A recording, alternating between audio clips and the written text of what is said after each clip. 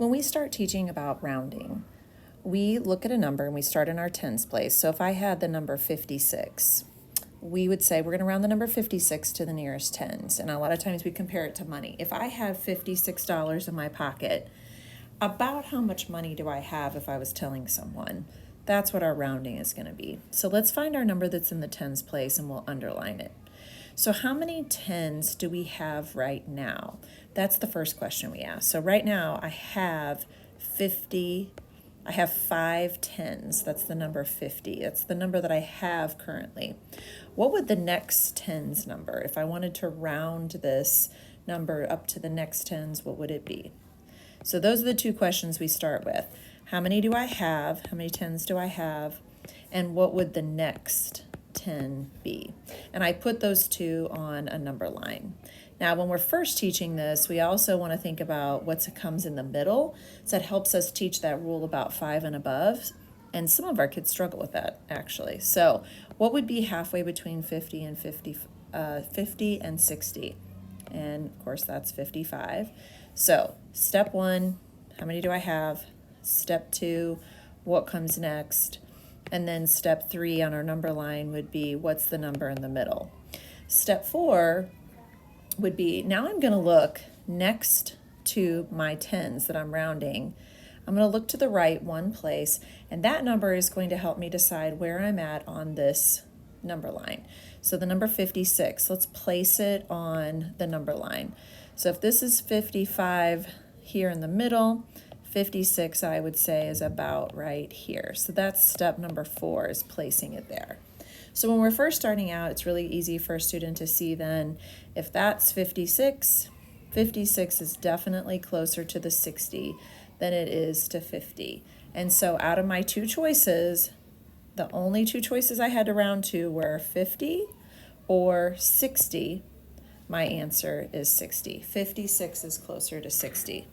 So with this same type of problem, if instead I needed to round to the, if it's a hundreds number this time, and I need to round to the nearest tens place, then we say, let's take a look. We're going to work this the same way. This time I have $156 in my pocket. I have a 5 in my tens place. So how many tens do I have right now? I have 5 tens. But I also have $100. Just because I'm not rounding to the hundreds, I'm not going to leave it out. So right now, I have $150. I have 5 tens. So one of my choices will be to say I have about 150. What would the next 10 be? The next 10 would be a 6, just like before, but I wouldn't only have 6 tens. I have $100, so I have 16 tens, $160.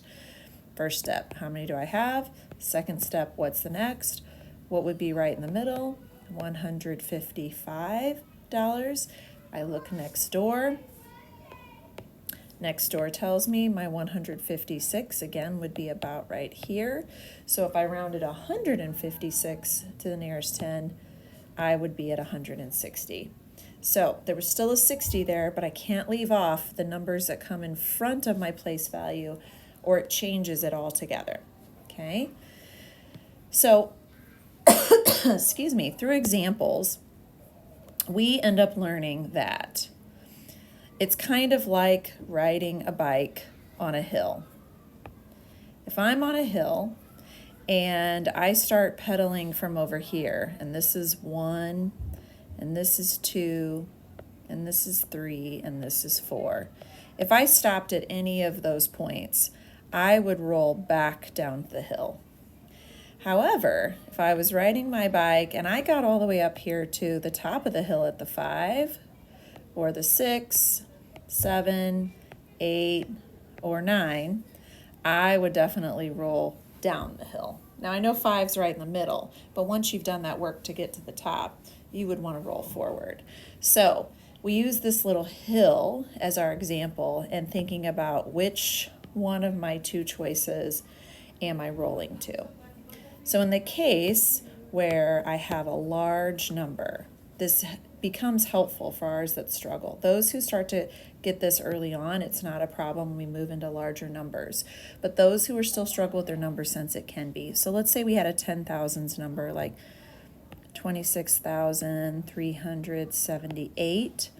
And this time we're rounding to the nearest thousands. So I would have them, step one, find our thousands place. How many thousands do we have right now? We have 6 thousands. I can't leave off the 20 in front of it or I'm losing a bunch of my value there. So one of my choices might be 26,000. What's my next thousands number? That would be 7 thousands. So my two choices right now are 26,000 or 27,000. I look at the number next to my thousands place, that's a 3. Where would my 3 be on the hill? My 3 is here. I would roll back to the 26,000. So those are just some visuals that have helped